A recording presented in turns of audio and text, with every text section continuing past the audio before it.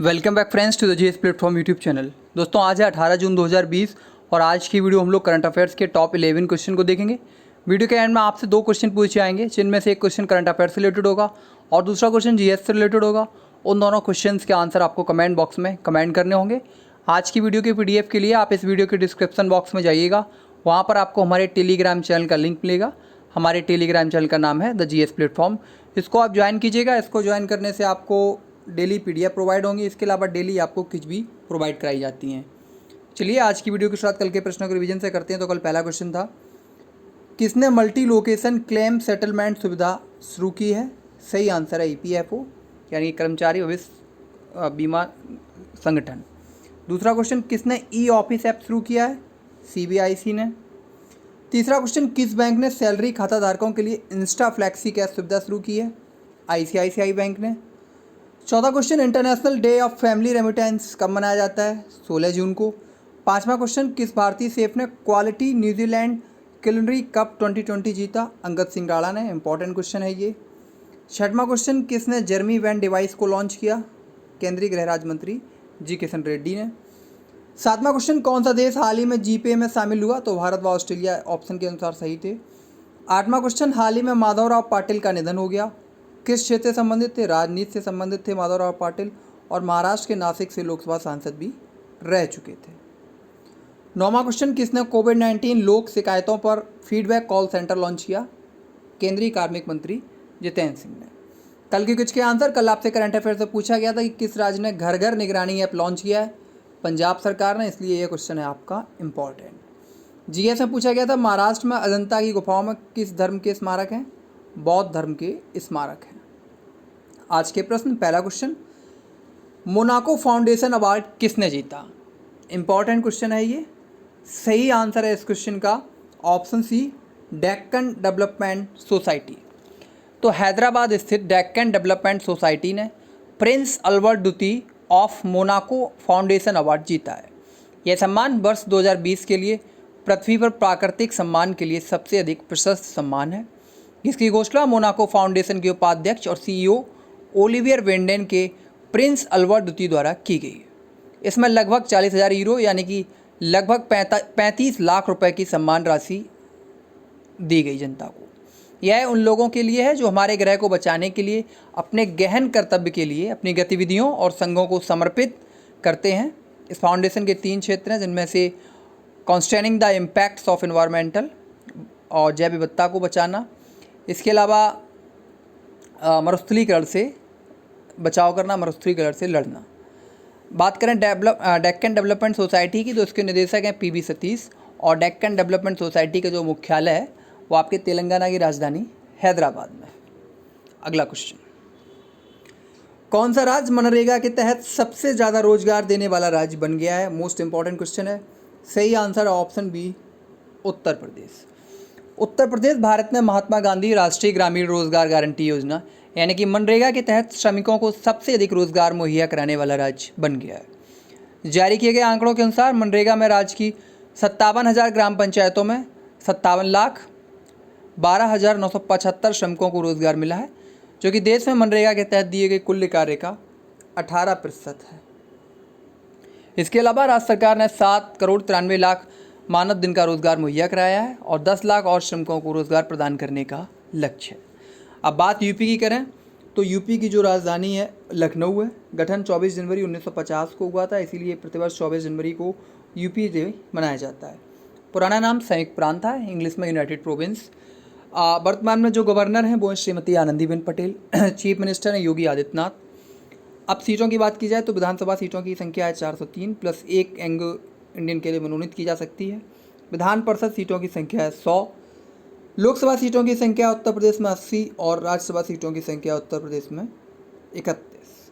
अगला क्वेश्चन, हाल ही में lieutenant general राज बोहरा का निधन हो गया, उनको किस चक्र से सम्मानित किया गया था? इस क्वेश्चन का सही आंसर है ऑप्शन C, महावीर चक्र। महावीर चक्र से सम्मानित lieutenant general retired Rajmohan Bohra का कोविड-19 के कारण निधन हो गया। वह 1971 के युद्ध के नायक थे। लेफ्टिनेंट जनरल बोहरा को 1972 में प्रतिष्ठित महावीर चक्र से सम्मानित किया गया था। महावीर चक्र भारत का दूसरा सबसे बड़ा वीरता पुरस्कार है। यह दुश्मन के सामने हवा, जल या जमीन पर असाधारण वीरता का परिचय देने पर दिया जाता है। यह सम्मान सैनिकों और असैनिकों को असाधारण वीरता या प्रकट शूरता या उनके बलिदान के लिए दिया जाता है। 1971 में आपको याद होगा, भारत ने पाकिस्तान से युद्ध किया था और पूर्वी पाकिस्तान को पाकिस्तान के हिस्से से अलग करके एक नए राष्ट्र बांग्लादेश का गठन हुआ था। 1971 के जो दो नायक हैं उनमें से एक प्रमुख अगर सेना जनरल की बात की जाए तो वो थे केसी करियप्पा जी, जिनका अभी कुछ ही साल पहले निधन हो गया है। इसके अलावा हमारी प्रधानमंत्री थी वर्तमान तत्कालीन श्रीमती इंदिरा गांधी जी। इसके अलावा सेना का तो सहयोग होता ही है, तो लेफ्टिनेंट जनरल राज वोहरा भी उन प्रमुख नायकों में से एक थे। अगला क्वेश्चन, हाल ही में दीनू रणदीवे का निधन हो गया और किस क्षेत्र से संबंधित थे? तो सही आंसर है ऑप्शन ए, पत्रकार। पत्रकार के साथ साथ ये फ्रीडम फाइटर भी थे, यानी कि स्वतंत्रता संग्राम में इन्होंने सहभागिता की थी। फ्रीडम फाइटर, स्वतंत्रता सेनानी और वयोवृद्ध पत्रकार दीनू रणदीवे का निधन हो गया। उनका जन्म 1925 में मुंबई के पास दहानू में एक आदिवासी बस्ती में हुआ था। 1956 में उन्होंने अपना पत्रकारिता करियर शुरू किया था। 1950 के दशक में रणदीवे ने संयुक्त महाराष्ट्र पत्रिका के संस्थापक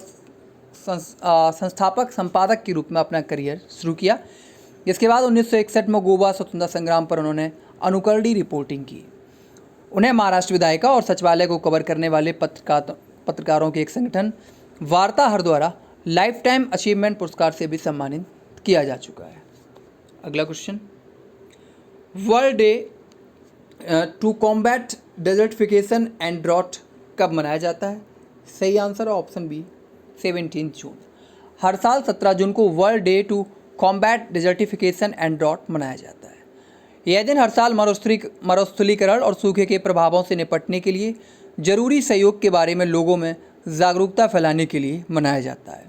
world day to combat desertification and drought हर किसी को याद दिलाने के लिए एक अनूठा अवसर है कि मरुस्थलीकरण को अक्सर प्रभावी ढंग से निपटाया जा सकता है और इसका समाधान संभव है, जो कि वर्तमान उद्देश्य के लिए महत्वपूर्ण उपकरण है। World day to combat desertification and drought 2020 का जो विषय है वो है food, feed, fibre. Food, feed और फाइबर, ये है इसका टाइटल, शीर्षक। इसके अलावा आगे भी है food, feed, fibre, the links between consumption and land. इस साल फूड, फीड, फाइबर नारे के साथ एक अभियान भी चलाया जा रहा है जो अपने व्यक्तिगत प्रभाव को कम करने का एक मार्ग सुझाएगा। संयुक्त राष्ट्र महासभा ने वर्ष 1994 में 17 जून को world day to combat desertification and drought के रूप में घोषित किया गया। अगला क्वेश्चन, खेल मंत्रालय खेलो इंडिया के तहत खेलो India state centre of excellence के प्रथम चरण में कितने राज्यों में खेल सुविधा केंद्रों की स्थापना करने जा रहा है? सही आंसर ऑप्शन डी, 8 राज्यों में। खेल मंत्रालय अपने फ्लैगशिप कार्यक्रम खेलो इंडिया योजना के तहत खेलो India state centres of excellence यानी कि KISCE की स्थापना करने जा रहा है। पूरे देश में एक मजबूत खेल इन्वायरमेंट तंत्र बनाने के प्रयासों के तहत प्रत्येक राज्य और केंद्र शासित प्रदेश में ऐसे एक KISCE को चिन्हित किया जाएगा।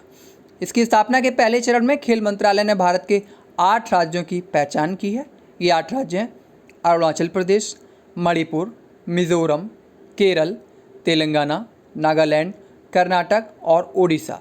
इन राज्यों में सरकारी स्वामित्व वाले ऐसे खेल सुविधा केंद्रों की पहचान की गई है जिन्हें खेलो India state centres of excellence में अपग्रेड किया जाएगा। अगला क्वेश्चन, मानव अंतरिक्ष यान की पहली महिला प्रमुख के रूप में किसे नियुक्त किया गया है? मोस्ट इंपॉर्टेंट क्वेश्चन है। सही आंसर है इस क्वेश्चन का ऑप्शन सी, कैथी लुडर्स। मई 2020 में अंतरिक्ष में पहले निजी क्रू उड़ान का प्रबंधन करने वाली कैथी लुडर्स को मानव अंतरिक्ष यान की पहली महिला प्रमुख पद पर पदोन्नत किया गया है। उन्हें नासा के मानव अन्वेषण और संचालन मिशन निदेशालय का नेतृत्व करने के लिए चुना गया है। लुडर्स ने अंतर्राष्ट्रीय अंतरिक्ष स्टेशन के लिए स्पेस एक्स रॉकेट पर 2 अंतरिक्ष यात्रियों के प्रशिक्षण का निरीक्षण किया, जो कि अंतरिक्ष में पहली वाणिज्यिक उड़ान थी। नासा की बात करें तो यह अमेरिका में है और अमेरिका की बात करें तो अमेरिका की राजधानी है वाशिंगटन DC, जबकि नासा की स्थापना हुई थी 1 अक्टूबर 1958 को, यानी कि नासा की स्थापना हुई थी 1958 को। अगला क्वेश्चन, संतोष झा को किस देश में भारत का अगला राजदूत नियुक्त किया गया है? सही आंसर है option A, Belgium. Santosh Jha को बेल्जियम रिपब्लिकन में भारत के अगले राजदूत के रूप में नियुक्त किया गया है। वे वर्तमान में उज्बेकिस्तान गणराज्य में भारत के राजदूत हैं। 1993 बैच के IFS ऑफिसर को यूरोपीय यूनियन में भारत के राजदूत के रूप में भी मान्यता दी जाएगी। बात बेल्जियम की करें तो राजधानी है ब्रुसेल्स और वर्तमान में बेल्जियम की प्रधानमंत्री हैं सोफी विल्मेस। अगला क्वेश्चन, असम की राज्य सरकार द्वारा खेल रत्न के लिए किसे नामित किया गया है? सही आंसर है ऑप्शन बी, हिमा दास। हिमा दास को असम राज्य सरकार द्वारा खेल रत्न के लिए नामित किया गया। वे खेल रत्न 2020 के लिए सबसे कम उम्र की नॉमिनेशन में से एक हैं। हिमा दास 2018 में टैम्पियर जबकि फिनलैंड में अंडर-20 विश्व चैंपियनशिप में वैश्विक खिताब जीतने वाली भारत की पहली ट्रैक एथलीट हैं। देश के सर्वोच्च खेल सम्मान के लिए उनका मुकाबला नीरज चोपड़ा, विनेश फोगाट, मनिका बत्रा, रानी रामपाल और रोहित शर्मा से होगा। अगला क्वेश्चन, किस राज्य में रोजगार सृजन और श्रमिकों के हितों की रक्षा के लिए एक विशेष आयोग का गठन किया गया है?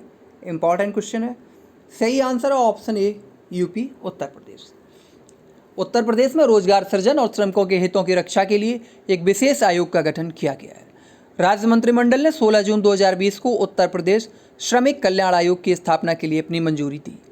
उत्तर प्रदेश कामगार श्रमिक सेवा आयोजन एवं रोजगार आयोग के नामक आयोग का एक कार्यकारी बोर्ड होगा जिसमें कई मंत्री इसके सदस्य होंगे। अगला क्वेश्चन, किस शहर में समग्र क्षेत्रीय केंद्र का उद्घाटन किया गया है? सही आंसर है झारखंड की राजधानी रांची। केंद्रीय सामाजिक न्याय और अधिकारिता मंत्री डॉक्टर थावरचंद गहलोत ने 17 जून 2020 को रांची में समग्र क्षेत्रीय केंद्र यानी कि CRC का उद्घाटन किया। किसने किया? केंद्रीय सामाजिक और अधिकारिता मंत्री डॉक्टर थावरचंद गहलोत ने। अब आज की कुछ करंट अफेयर्स में आज आपके लिए क्वेश्चन है, अमेरिकी सैन्य अकादमी से स्नातक की उपाधि पाने वाली पहली सिख महिला कौन है? सॉरी, यहाँ पे सिख लिखना भूल गया। पहली सिख महिला कौन है? और इसलिए यह क्वेश्चन है इंपॉर्टेंट। इस क्वेश्चन का आंसर आपको कमेंट बॉक्स में #CA के साथ देना है। वहीं GS में आज आपके लिए क्वेश्चन है जियोग्राफी से, विश्व में कौन सा देश गेहूं उत्पादन में शीर्ष पर है? इस क्वेश्चन का आंसर आपको कमेंट बॉक्स में #GS के साथ देना है। तो थैंक यू फ्रेंड्स, ये थी आज की वीडियो। अगर आपको वीडियो अच्छी लगी हो तो लाइक कीजिएगा, बुरी लगी हो तो डिसलाइक कीजिएगा। Thank you.